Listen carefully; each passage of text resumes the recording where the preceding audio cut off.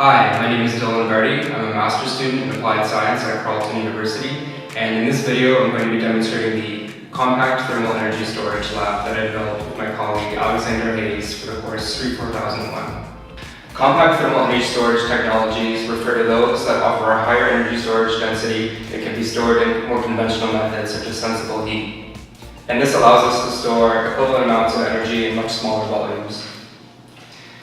Instead of storing thermal energy in a change in temperature of material, such as liquid water and sensible heat, compact thermal energy storage technologies employ phase changes in materials, such as the melting of paraffin wax, or thermochemical processes, which we will now discuss. Thermochemical energy storage gets its namesake from the many reversible chemical reactions that make up this mode of energy storage. These reactions could look like the association of A and B to form a new product, C, with heat as a byproduct of that reaction.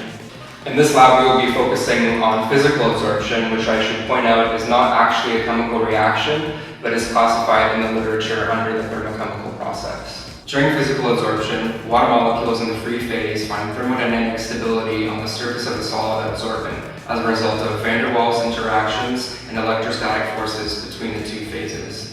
So essentially, the water vapor loses its Gibbs-free energy to forming these physical bonds with the solid absorbent material, which we are going to be able to measure as heat. The adsorbent that we will be evaluating in this lab is called zeolite 13X, which is manufactured in the bead form, such as this 25-gram sample that's packed in 3 separate columns. Typically, zeolites are used in industry for water treatment and for removing CO2 from flue gases in industry. However, we will see from this lab that the zeolite 13X water vapor pair is quite exothermic and could have applications for thermal energy storage.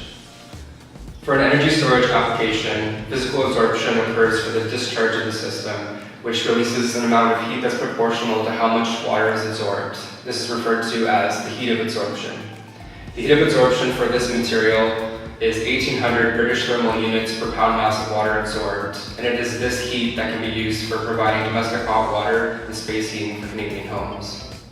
The charging of the thermal energy storage system occurs in the reverse step, also referred to as regeneration, in which heat from an industrial process or solar thermal energy can be used to drive the water off of the zeolite material. In this experiment, we will observe a rise in temperature from the outlet of each column, also referred to as the temperature lift. And from this, we can integrate numerically to find the amount of energy that was released from absorption. We will also observe a change in the outlet concentration of water vapor of the column, as indicated by the relative humidity, or RH, of the outlet, where initially all of the water vapor is completely absorbed, but then this concentration begins to increase as the material becomes saturated at the end of absorption. This is referred to as the breakthrough curve. So that was a very brief overview of absorption as a method of thermal energy storage, and now we will go over the setup and procedure of the lab. This is the apparatus for the compact thermal energy storage lab. It features 3 separate absorption setups on a steel cart complete with its own data acquisition system and can be rolled to any of the labs on campus that have access to a compressed air line. The lab is designed to run with all 3 setups going at once, where the relative humidity at the inlet can be varied for each column to determine the effectiveness parameter on the energy storage of the material. Temperature and relative humidity are measured at the inlet and the outlet of each column using relative humidity sensors that infer these conditions from analog signals between 0 and 2.5 volts. These signals are converted by a data acquisition system, or DAC, to a digital value that the WinDAC software on the computer can interpret as relative humidity between 0 and 100% and temperature between -40 and 60 degrees Celsius. So now I'm going to be going over the setup of the actual lab to get it ready for the experiment. So air enters the lab from the building supply through this red hose, which has a 1/4-inch industrial shape quick disconnect fitting and a ball valve. And this air is first regulated and filtered by this stacked pressure regulator to 5 psi. After the air is regulated, it then goes through what we call a dry pathway from this manifold, which goes to the right rotometer of each of the 3 setups. And then there's the wet pathway, which goes through a container that has a fog generator inside. The fog generator is this vessel here, which needs to be filled with water, so opening it up,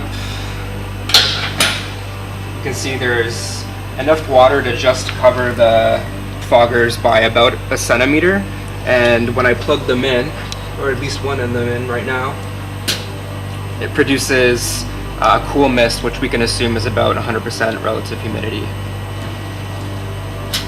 So fill this with water, make sure this is sealed with the black O-ring and the wing nut clamp.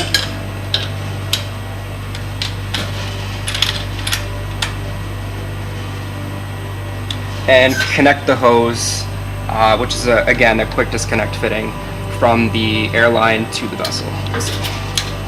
Make sure it's snug. So then after the air passes through this fogger, it goes through a water trap, and this just makes sure that no liquid water actually goes into the system. So before starting the lab, you need to make sure that this is empty, and you can use this to actually fill the setup if you'd like. Next, we can set up the RH sensors for each of the labs. So there are 6 RH sensors that are stored in a desiccant. There's 3 for the outlet, which have this 3D printed fin, and 3 for the inlet. To install them for each setup, remove them from the plug. In this case, I have an inlet for the first setup, so 1-1. They're held in place by brass compression fittings. So remove the brass compression fitting, sliding the black sensor lead through the fitting and matching it up 1-1 with 1-1. Connect the sensor lead to the sensor and then gently insert it into the mixing point, where you can thread the brass fitting just gently up, finger tight, should hold it in place. Next, for installing the RH sensor for the outlet, in this case, I have 1-2 for the outlet sensor for the first setup. And for this, you can just connect it directly, making sure that you pull this lead through the outlet towards the inlet. So just feed it through.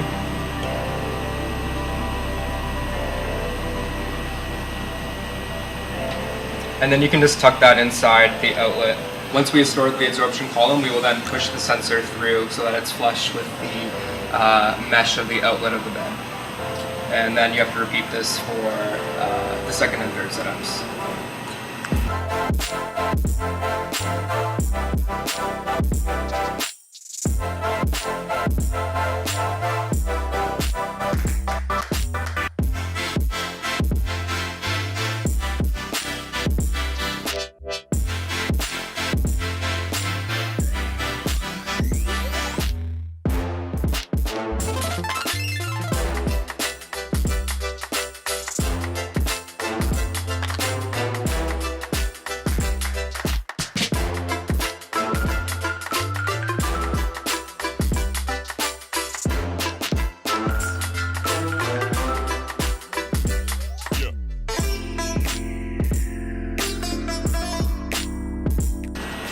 So now that we have the RH sensors in place, we need to make sure that we have each setup in the bypass configuration prior to starting absorption. So what this looks like is the valve that's going to the absorption column is closed, as indicated by being perpendicular, and the valve going through the bypass is collinear with that line. And what this does is it bypasses the conditions or the moist air before we're ready to start measuring the heat of absorption. So the day before the experiment, the TA for this course needs to regenerate the 3 absorption columns in the toaster oven provided. I would recommend regenerating them for 3 hours at 200 degrees Celsius. There is just a manual on and off with the oven and temperature control. You need to be very careful with removing them from the oven because they will be hot, so I would recommend using either a burn-proof glove or tongs, and then they need to be placed inside this container of desiccant to cool. And what the desiccant does is it just keeps it dry, so there's no unintentional absorption prior to us ready to make a measurement.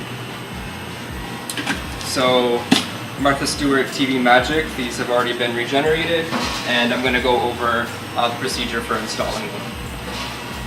So at this point, we need to get a measurement of the columns with their regenerative values. So how much do they weigh without any water absorbed? And you can record these values under the regenerated section of table 4.2. Each column is marked with a Roman numeral to indicate which setup it goes through. So 1, 2, 3. And the columns need to be installed in this direction where the arrow is facing in the direction of the flow.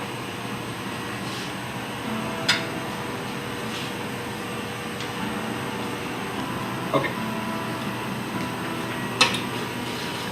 First, I would recommend installing the clamp for the inlet first. So again, with the arrow facing towards the outlet, insert the black gasket and then use the wing nut clamp to hold it in place.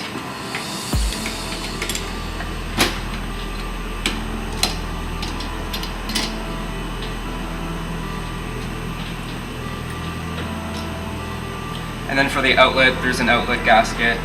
Make sure that the sensor is not between the two pieces. Slide that gasket in.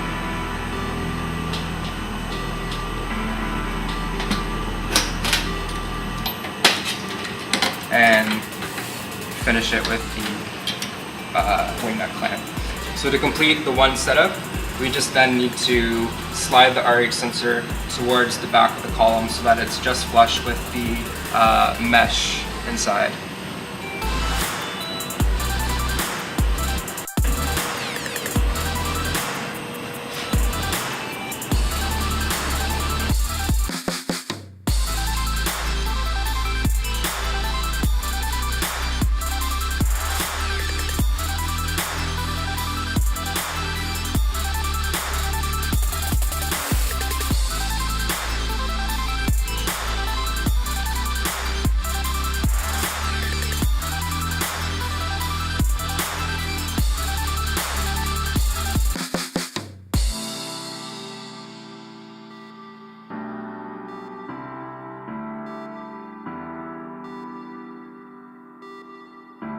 So now that we have all the setups complete, we have the setups configured for the bypass, the RH sensors installed, the outlet RH sensors pushed into the column.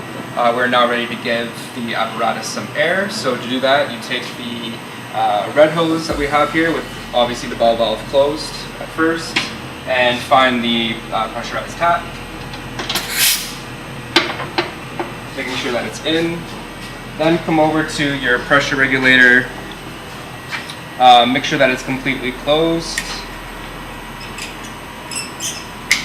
So it should be turned all the way to the left and locked, and then you can introduce air to the system by opening the valve.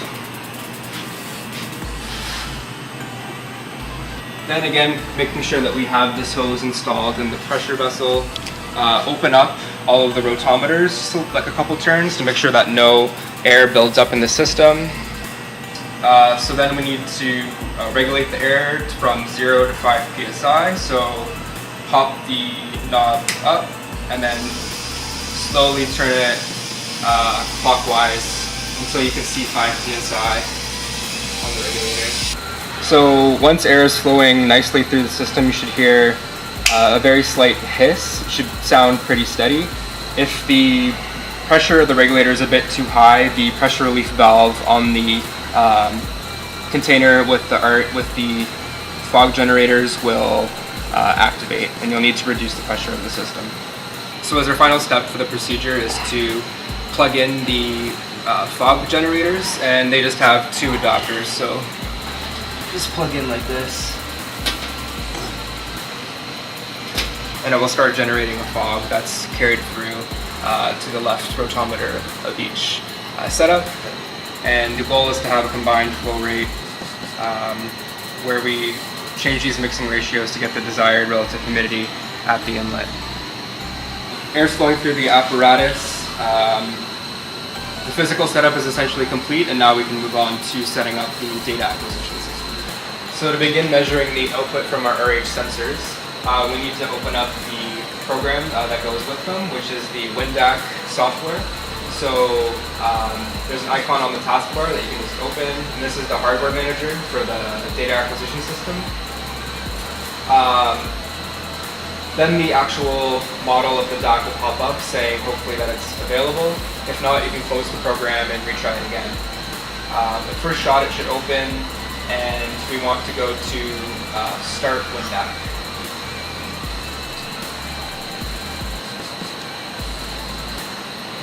So starting WinDAC should open up this viewer that allows us to view the signals being measured by each of the channels.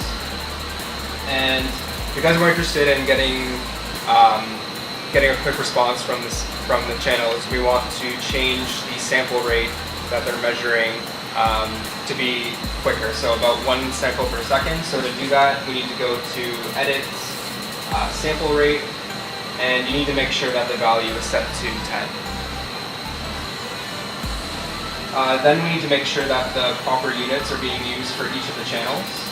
So for this, you can go to Engineering Unit Settings, and it will list you all of the 12 channels. So there's 6 channels for the inlet and 6 channels for the outlet. So it goes 1 through 6 for the inlet, we skip 7 and 8, and then 9 through 14 for the outlet.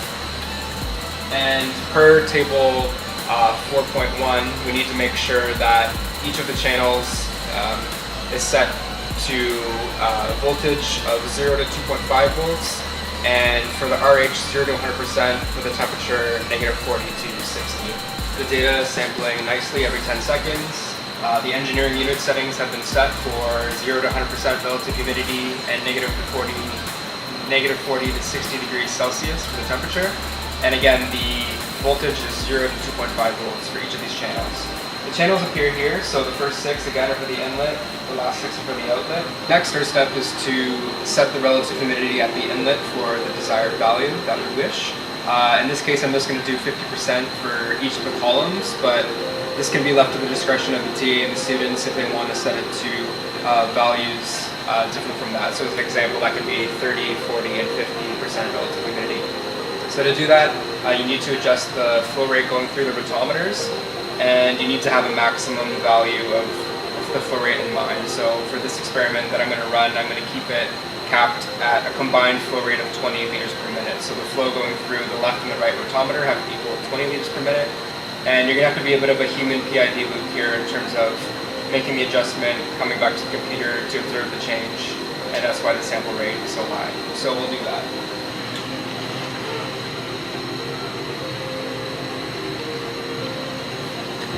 So now that we're happy with the relative humidity that we're seeing at the inlet, we can then adjust our sample rate to something a little slower. So let's sample it every 10 seconds. So to do that, you have to go to Edit, Sample Rate, and change it to 1, and then just click OK.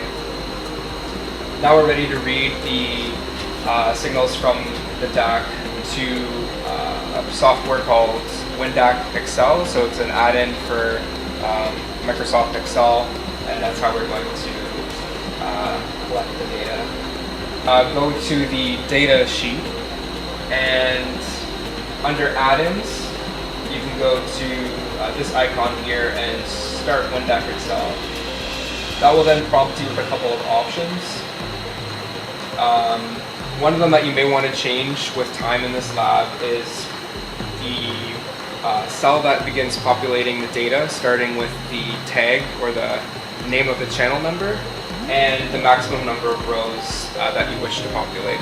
So in this case, I have C1 is where the names will start populating with the data, and then the maximum number of rows that I've chosen is 2,000. And then you just click Start Import. So you'll see after clicking Start Import that the tags are populated. Then we should see the data start populating the spreadsheet with 1 sample per second. I would give it about 2 minutes just to get even conditions, so flat lines for the temperature and the relative humidity. And then at the 120-second mark or 2-minute mark, we can then open up the columns to officially start the absorption. So now that we're happy with our steady state conditions at the inlet, we're now ready to open up the columns to begin the absorption process.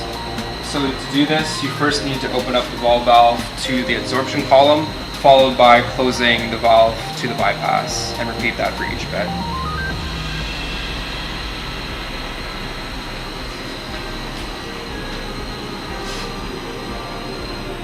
Now what we should begin to see is that temperature rise, or the temperature lift of the outlet conditions of the column, as well as that absorption breakthrough. So after about 55 minutes, we've obtained steady state with this experiment. So the outlet temperature of all three columns has approached that of the inlet. And if you look at the absorption breakthrough curve, the outlet values have increased to those of the inlet as the columns have become saturated. So part of the work in this lab is going to be calculating the energy released, which you can obtain from multiplying the density and the flow rate of the air by the heat capacity times the change in temperature for each row. So integrating this temperature curve with those values in the lab manual, and doing that in the spreadsheet, I calculated we obtained a peak power output of about 12 watts of heat rate, and we measured about 17 kilojoules of cumulative energy released. Once we're happy with the steady state of the system, the next step is to stop the WinDAC Excel add-in. So go to add-ins and stop. And this will stop populating data from the DAC.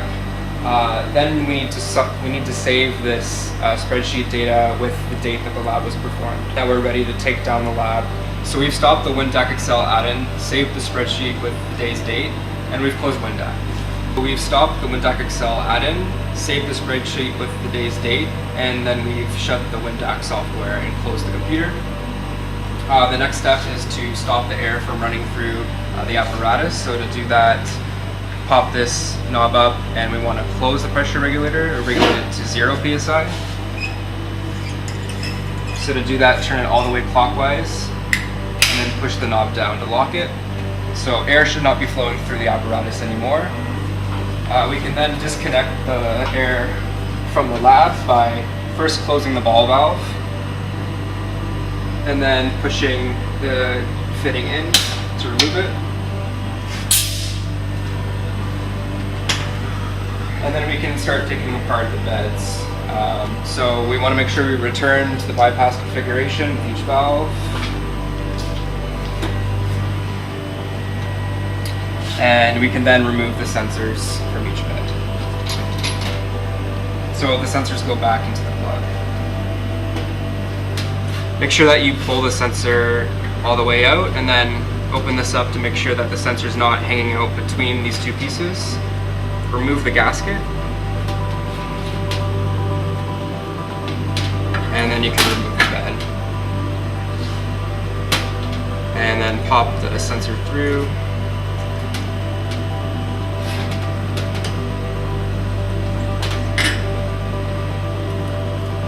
And disconnect it from its lead, popping it back in the plug. And then repeat this for beds 2 and 3.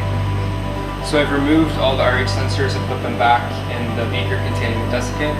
I've also removed the beds, so the next step is just to put those back into the desiccant container for regeneration next time. And then the last item is to disconnect the hose from the fog and empty the water from both the fog container and the water trap. So this is the amount of water that condensed into the water trap. So this concludes the video for the demonstration of the compact thermal energy storage lab. If you have any questions about building similar systems or the operation of this lab, please feel free to reach out to me. I'll include my contact information below. And like, comment, and subscribe for more applied science videos.